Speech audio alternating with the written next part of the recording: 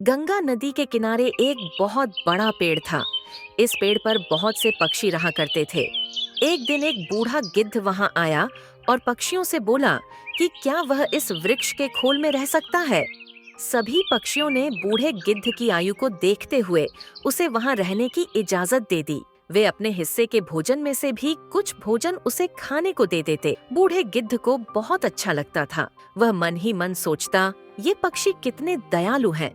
अतः जब वे अपने बच्चों के लिए भोजन की तलाश में जाया करेंगे तो मैं पीछे से इनके बच्चों की रक्षा किया करूंगा। उस दिन के बाद से गिद्ध ने उनके बच्चों की रक्षा करनी शुरू कर दी। सभी मिलकर हंसी खुशी रहने लगे। एक दिन एक बिल्ली वहां से गुजरी। उसने उस पेड़ पर नन्हे पक्षियों के चहचहाने की आवाजें सुनी। उसने सोचा कि उसे यहाँ कुछ छोटे व ताजा पक्षियों के बच्चे खाने को मिल सकते हैं। उसे देखकर पक्षियों के नन्हे बच्चे डर के मारे जोर जोर से चिल्लाने लगे। बूढ़ा गिद्ध चिल्लाया, कौन है? बिल्ली ने सोचा कि यहाँ थोड़ी युक्ति से काम लेना पड़ेगा। वह बोली, सुप्रभात श्रीमान, मैं बिल्ली हूँ। बूढ़ा गिद्ध बोला, यहाँ से चली जाओ वरना मैं तुम्हें खा जाऊंगा। बिल्ली बहुत चालाक थी। वह बोली, श्रीमान, मैं कुछ कहना चाहती हूँ, उसे सुन लें, फिर उसके बाद चाहें तो मुझे खा लेना। गिद्ध ने सोचा, क्यों ना उसकी बात सुन ली जाए। बिल्ली बोली, मैं गंगा नदी के तट पर रहती हूँ। मैं बहुत ही धार्मिक विचार रखती हूँ। मैं गंगा नदी में स्नान करके आपका आशीर्वाद लेने आई हूँ। मैं तुम पर कैसे विश्वास करूँ? तुम मांस खाने वाली प्राणी हो और यहाँ नन्हे नन्हे पक्षी रहते हैं। जाओ, भाग जाओ यहाँ से। बिल्ली ने उत्तर दिया, श्रीमान, मेरा विश्वास कीजिए, मैंने जानवरों का मांस खाना छोड़ दिया है।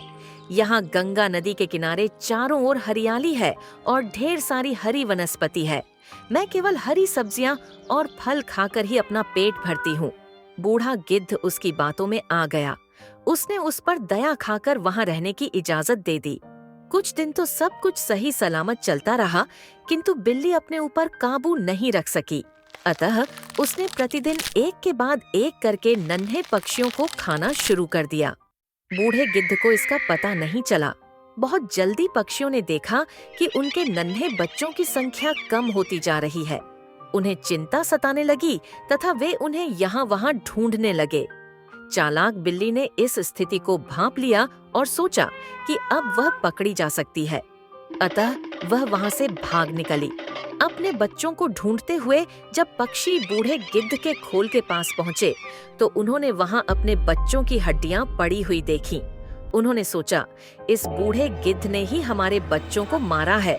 अतः वे गुस्से से भर गए और उन सब ने मिलकर बूढ़े गिद्ध को मार डाला। बेचारे मासूम गिद्ध को अनजान बिल्ली पर विश्वास करके अपने प्राणों से हाथ धोना पड़ा। निष्कर्ष, कभी किसी अनजान पर भरोसा मत करो।